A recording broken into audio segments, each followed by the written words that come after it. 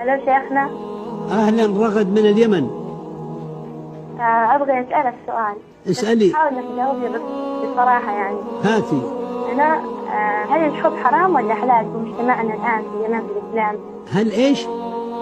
الحب حلال أم حرام في الإسلام عندنا؟ الحب أيوه. حلال أم حرام؟ أيوه، لأني أنا صراحة حبيت واحد بس مجتمعنا رافض ومن قلبي يعني، وأنا صايمة من دحين من نفسي أقول لك يعني المفروض الحب لا يقدم، بس الحين أنا أبغى أعرف في الإسلام هل حرام أم حلال؟ طيب أنت تقول تبغي مني جواب صريح وبسرعة. أيوه.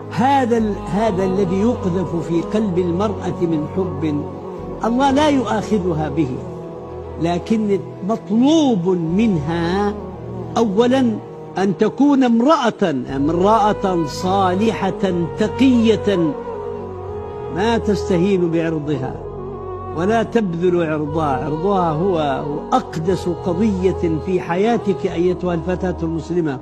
تحبي ما يؤاخذك الله، لكن الحب يجب أن تكون ثمرته هو اللقاء الحلال من خلال الزواج ولا طريق سواه بس. وأسأل الله عز وجل التوفيق. أما ما أودع الله في الإنسان من طباع بشرية، الإنسان يرغب في أن يكون عنده مال، الرغبة موجودة.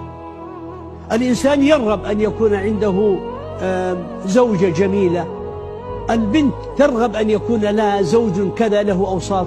هذه رغبات موجودة، لكن كيف ينفذها؟ هنا يأتي الإيمان الصادق والإيمان الضعيف، هنا يأتي الانتصار على النفس، وهنا يأتي العبودية للهوى. فمن بحبه للمال أو دفعه حبه إلى أن يذهب يسرق، يظلم، يغش، يخون وهو يريد مال، إذن هذا صرف هذه العاطفة البشرية فيما حرم الله. ورجل أحب المال فخاض غمار الحياة وبدأ في التجارة وفي العمل في العقود المباحة، يبدأ تجارته بسيطة ويترقى من منزلة إلى منزلة إلى أن يصبح ثريا وفقه الله.